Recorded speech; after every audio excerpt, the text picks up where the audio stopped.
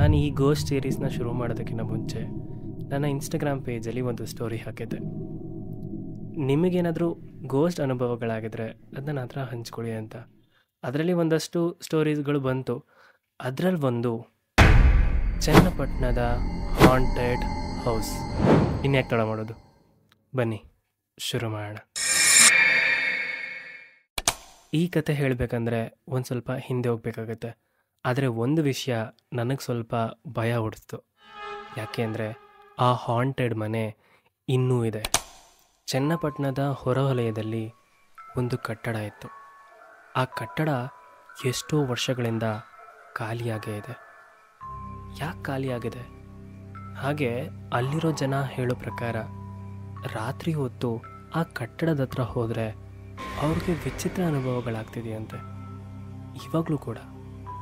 ಹೌದಾ? ಇದ್ರ ಬಗ್ಗೆ ಸ್ವಲ್ಪ ತಿಳ್ಕೊಳ್ಳೇಬೇಕು. ಆ ಮನೆಯ ಮಾಲೀಕ ಶೇಖರ್ ಗೌಡ ಹೆಂಡತಿ ಮಗನ ಜೊತೆ ಖುಷಿಯಾಗಿ ಜೀವನ ಮಾಡ್ತಿದ್ದ. ಆದರೆ ಅಚ್ಚರಿ ಅನ್ಸೋದೇನು ಗೊತ್ತಾ, ಒಂದು ರಾತ್ರಿ ಅವನು ನಾಪತ್ತೆ ಆಗ್ತಾನೆ.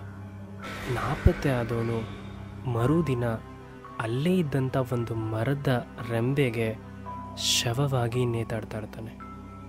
ಇದನ್ನು ನೋಡಿದಂಥ ಜನರಿಗೆ ತುಂಬಾ ಭಯ ಹುಟ್ಟಿಸುತ್ತೆ.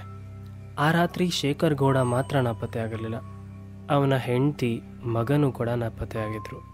ಆದರೆ ಇವತ್ತಿನವರೆಗೂ ಆ ಇಬ್ರಿಗೆ ಏನಾಯಿತು ಅಂತ ಒಂದು ಸುಳಿವು ಕೂಡ ಇಲ್ಲ. ಶೇಖರ್ ಗೌಡ ಶವವಾಗಿ ಸಿಗ್ದ. ಆ ಇಬ್ಬರು ಏನಾದರೂ? ಇವತ್ತಿಗೂ ಇದು ಪ್ರಶ್ನೆಯಾಗೇ ಇದೆ. ಇಷ್ಟೆಲ್ಲ ಆದಮೇಲೆ ಇದ್ರ ಮೇಲೆ ಕೇಸ್ ಆಗುತ್ತೆ. ಹಾಗೆ ಇನ್ವೆಸ್ಟಿಗೇಷನ್ ಇದೆಲ್ಲ ಒಂದು ಕಡೆ ನಡೀತಿರುತ್ತೆ. ಆದರೆ ಆ ಊರಿನ ಜನ ಹೇಳೋ ಪ್ರಕಾರ ಆ ಮನೆ ಹತ್ರ ರಾತ್ರೋರಾತ್ರಿ ಏನಾದರೂ ಓಡಾಡಿದ್ರೆ ವಿಚಿತ್ರ ಅನುಭವಗಳಾಗ್ತಿತ್ತಂತೆ. ಇದು ಒಬ್ಬರು ಇಬ್ಬರು ಹೇಳ್ತಾರೋ ಅಂತ ಮಾತಲ್ಲ. ಆ ಊರಲ್ಲಿ ಈ ವಿಷಯ ತುಂಬಾ ಚರ್ಚೆ ಆಗ್ತಿತ್ತು. ಮೊದಲಿಗೆ ಏನೋ ಇರ್ಬೋದು ಅಂತ ಸುಮ್ಮನೆ ಆಗ್ತಿದ್ದಂಥ ಜನ ಯಾವಾಗ ತುಂಬ ಜನಕ್ಕೆ ಒಂದೇ ರೀತಿಯಾದ ಅನುಭವಗಳಾಯಿತೋ ಅವ್ರಿಗೆ ತುಂಬ ಭಯ ಆಗೋದಕ್ಕೆ ಶುರುವಾಯಿತು. ಹಾಗೆ ಆ ಮನೆಯ ಕಡೆ ರಾತ್ರಿ ಹೊತ್ತು ಓಡಾಡೋದು ಕೂಡ ಸಂಪೂರ್ಣವಾಗಿ ಕಮ್ಮಿ ಮಾಡಿದ್ರು. ಇದ್ರ ನಡುವೆ ಒಂದು ಸ್ವಲ್ಪ ಜನ ಇದನ್ನೆಲ್ಲ ಯಾಕೆ ನಂಬ್ತೀರಾ ಅಂತ ರಾತ್ರೋರಾತ್ರಿ ಆ ಮನೆ ಹತ್ರ ಹೋದವ್ರಿಗೆಲ್ಲ ಅಲ್ಲಿ ಏನು ಅನುಭವ ಆಗದೆ ಇದ್ದರೆ ಅವರ ಕನಸಲ್ಲಿ ಇದು ಬಂದು ಕಾಡ್ತಿತ್ತಂತೆ. ಈ ಥರ ಜನರು ಹೇಳ್ತಿರ್ಬೇಕಾದ್ರೆ ಈ ವಿಷಯ ಸ್ವಲ್ಪ ಪ್ರಚಾರ ಆಗತ್ತೆ. ಪ್ರಚಾರ ಆಗ್ತಿದ್ದಂಗೆ ಬೆಂಗಳೂರಿಂದ 3 ಜನ ಯುವಕರು ಇದನ್ನು ಸುಳ್ಳು ಅಂತ ಪ್ರೂವ್ ಮಾಡೋದಕ್ಕೆ ಅಲ್ಲಿಂದ ಚನ್ನಪಟ್ಟಣಕ್ಕೆ ಹೋಗ್ತಾರೆ. ಈ 3 ಜನ ಯುವಕರ ಹೆಸರು ರವಿ, ಮಂಜು, ಸಂತೋಷ್. ಚನ್ನಪಟ್ಟಣಕ್ಕೆ ಹೋಗಿ ಊರವ್ರ ಮಾತನ್ನೆಲ್ಲ ತಿರಸ್ಕರಿಸಿ ಆ ಮನೆಯಲ್ಲಿ ಒಂದು ರಾತ್ರಿ ಇರ್ತೀವಿ ಅಂತ ಆ 3 ಜನ ಒಳಗಡೆ ಹೋಗ್ತಾರೆ. ಸರಿ ಸುಮಾರು 12-15 ಇರಬಹುದು. ಆ ಸಮಯದವರೆಗೂ ಆ 3 ಜನಕ್ಕೆ ಯಾವುದೇ ರೀತಿಯಾದ ವಿಚಿತ್ರ ಅನುಭವ ಆಗಿರೋದಿಲ್ಲ. ಆದರೆ ಈಗಲೇ ಆಟ ಶುರುವಾಗೋದು. ಈ ಸಮಯಕ್ಕೆ ಅಲ್ಲಿದ್ದ ಒಬ್ಬ ಯುವಕನಿಗೆ ವಿಚಿತ್ರ ಶಬ್ದ ಕೇಳೋದಕ್ಕೆ ಶುರುವಾಗತ್ತೆ. ಏನೇ ಶಬ್ದ ಅಂತ ಹೋಗಿ ನೋಡಿದಾಗ ಅದು ಡೋರಿಂದ ಬರ್ತಿರುತ್ತೆ. ಸಾಮಾನ್ಯವಾಗಿ ರಾತ್ರಿ ಹೊತ್ತು ಗಾಳಿ ತುಂಬ ಇರೋದ್ರಿಂದ ಡೋರ್ ಶಬ್ದ ಮಾಡ್ತಿರಬಹುದು ಅಂತ ಅವರು ಮುಂದಕ್ಕೆ ಹೋಗ್ತಾರೆ. ಹೀಗೆ ಮುಂದಕ್ಕೆ ಹೋಗ್ತಿದ್ದಂಗೆ ಆ ಡೋರ್ ತುಂಬಾ ಶಬ್ದ ಮಾಡೋದಕ್ಕೆ ಶುರುವಾಗುತ್ತೆ. ಇದೆಲ್ಲ ಆದಮೇಲೆ ರೂಮಲ್ಲಿದ್ದ 3 ಜನ ಯುವಕರಲ್ಲಿ ಒಬ್ಬ ಹಾಲ್ ಕಡೆಗೆ ನೋಡ್ತಾನೆ. ಹಾಲ್ ಕಡೆ ನೋಡಿದಾಗ ಅಲ್ಲೇನೋ ಕತ್ಲೆ ಇರೋ ರೀತಿ ಕಾಣುತ್ತೆ. ಕಪ್ಪಾಗೆ ಏನೋ ಇರಬಹುದು ಅಂತ ಟಾರ್ಚ್ನ ಹಾಕ್ತಾನೆ. ಆದರೆ ಅಲ್ಲಿ ಏನೂ ಇರೋದಿಲ್ಲ.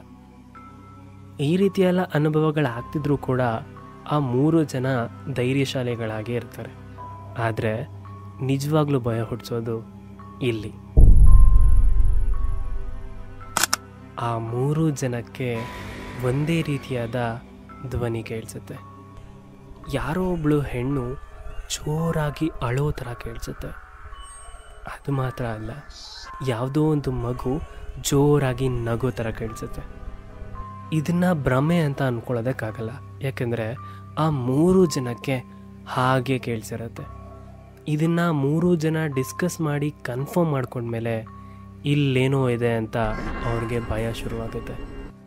ಆದರೂ ಕೂಡ ನಾವು 3 ಜನ ಧೈರ್ಯಶಾಲಿಗಳು ಇಲ್ಲೇನೂ ಇಲ್ಲ ಅಂತ ಪ್ರೂವ್ ಮಾಡೋಣ ಅಂತ ಹಾಗೇ ಧೈರ್ಯ ಮಾಡಿ ಆ ಮನೆಯ ಸುತ್ತ ಟಾರ್ಚ್ ಇಟ್ಕೊಂಡು ಓಡಾಡ್ತಾ ಇರ್ತಾರೆ. ಈಗಲೇ ನೋಡಿ, ಅಲ್ಲಿ ಕೇಳ್ತಿದ್ದಂಥ ಶಬ್ದ ಇನ್ನೂ ಜೋರಾಗಿ ಕೇಳಿಸೋದಕ್ಕೆ ಶುರುವಾಗುತ್ತೆ. ಜೋರಾಗ್ತಿದ್ದಂಗೆ 3 ಜನರಲ್ಲೂ ಭಯ ಹುಟ್ಕೊಳ್ಳುತ್ತೆ. ಆ 3ರಲ್ಲಿ ರವಿಗೆ ಇಲ್ಲಿ ಯಾರೋ ಓಡಾಡ್ತಿದ್ದಾರೆ ಅನ್ನೋ ಅನುಭವ ಆಗ್ತಿರುತ್ತೆ. ಮೊದಲಿಂದನೂ ಆಗ್ತಿದ್ರು, ಅವನು ನನ್ನ ಭ್ರಮೆ ಇರ್ಬೋದು ಅಂತ ಧೈರ್ಯ ಮಾಡ್ಕೊಂಡಿರ್ತಾನೆ. ಯಾವಾಗ ಈ ಶಬ್ದ ಇನ್ನೂ ಜೋರಾಗೋಕ್ಕೆ ಶುರುವಾಯಿತೋ ಅವನಿಗೆ ನಿಜವಾಗ್ಲೂ ಭಯ ಆಗುತ್ತೆ. ಭಯ ಆಗೋದು ಅಷ್ಟೇ ಅಲ್ಲ, ಅವನು ಬೇಗ ಡೋರ್ ಕಡೆಗೆ ಹೋಗಿ ಡೋರ್ನ ತೆಗಿಯೋದಕ್ಕೆ ಪ್ರಯತ್ನ ಪಡ್ತಾನೆ.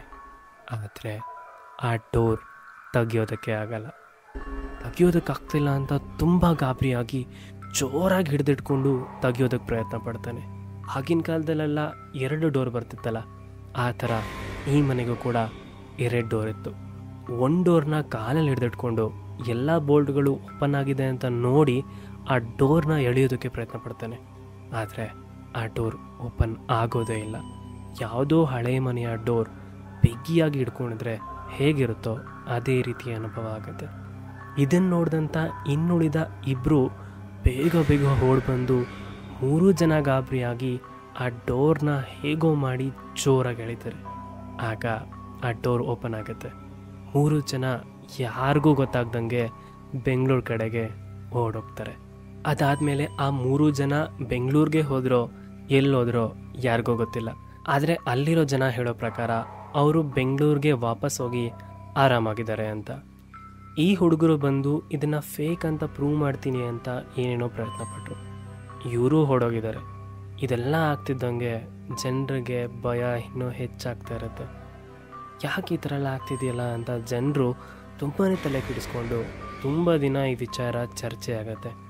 ಚರ್ಚೆ ಆಗ್ತಿದ್ದಂಗೆ ಅವರು ಒಂದು ಡೆಸಿಷನ್ಗೆ ಬರ್ತಾರೆ. ಊರಿನ ಜನ ಎಲ್ಲ ಸೇರಿ ಈ ಮನೆ ಒಳಗಡೆ ಅಟ್ಲೀಸ್ಟ್ ಒಂದು ಹೋಮ ಮಾಡಿಸೋಣ, ಆಗ ಯಾವುದೇ ಭೂತ ಇದ್ರೂ ಮನೆಯಿಂದ ಹೊರಗಡೆ ಹೋಗುತ್ತೆ ಅಂತ ಒಬ್ಬ ಪಂಡಿತನ್ನ ಆ ಮನೆಗೆ ಕಳಿಸ್ತಾರೆ.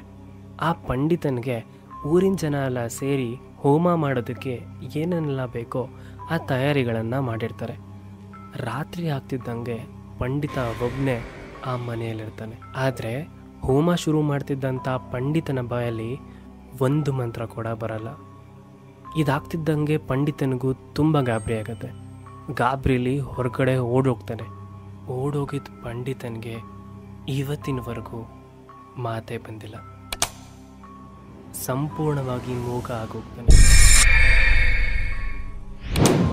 ಇದೆಲ್ಲ ನಡೆದ ಮೇಲೆ ಅಲ್ಲಿರೋ ಊರಿನ ಜನರಿಗೆ ಇನ್ನೂ ಭಯ ಆಗುತ್ತೆ. ಭಯದಲ್ಲೇ ಜೀವನ ಮಾಡೋದಕ್ಕೆ ಶುರು ಮಾಡ್ತಾರೆ. ಆ ಮನೆ ಹತ್ರ ಯಾರೂ ಹೋಗೋದಕ್ಕೆ ಪ್ರಯತ್ನ ಕೂಡ ಪಡಲ್ಲ. ಇದರಲ್ಲಿ ಇನ್ನೊಂದು ವಿಷಯ, ಆ 3 ಜನ ಯುವಕರು ಬಂದಾಗ ಒಂದು ಹೆಣ್ಣು ಅಳ್ತಿದ್ದಂಗೆ ಕೇಳಿಸ್ತಿತ್ತು, ಒಂದು ಮಗು ನಗ್ತಿದ್ದಂಗೆ ಕೇಳಿಸ್ತಿತ್ತಲ್ವ. ಇದೇ ರೀತಿ ಆ ಊರಲ್ಲಿದ್ದಂಥ ಎಲ್ರಿಗೂ ಒಂದು ಹೆಣ್ಣು ಅಳೋ ಥರ, ಒಂದು ಮಗು ನಗೋ ಥರ ವಿಚಿತ್ರ ಅನುಭವ ಆಗಿತ್ತಂತೆ. ಇದು ನನ್ನ ಅಕೌಂಟಲ್ಲಿ ನನ್ನ ಫಾಲೋವರ್ ಹೇಳಿದಂಥ ಕಥೆ. ಇದು ಬರೀ ಕಥೆ ಅಲ್ಲ, ಇದು ನೈಜ ಘಟನೆ. ನಿಜವಾಗ್ಲೂ ಇವತ್ತಿಗೂ ಆ ಮನೆ ಅಲ್ಲೇ ಇದೆಯಂತೆ. ಹಾಗೆ ಇವತ್ತಿಗೂ ಆ ಮನೆ ಹತ್ರ ಹೋಗೋದಕ್ಕೆ ಯಾರೂ ಪ್ರಯತ್ನ ಪಡಲ್ವಂತೆ.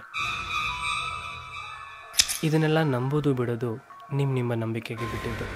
ಆದರೆ ನಮ್ಮ ಫಾಲೋವರ್ಸ್ಗೆ ಹೇಗೆಲ್ಲ ಅನುಭವ ಆಯಿತೋ ಅದನ್ನು ನನ್ನ ಹತ್ರ ಹಂಚ್ಕೊಂಡ್ರು. ಅದೇ ರೀತಿ ನಾನು ನಿಮ್ಮ ಹತ್ರ ಹಂಚ್ಕೊಂಡೆ.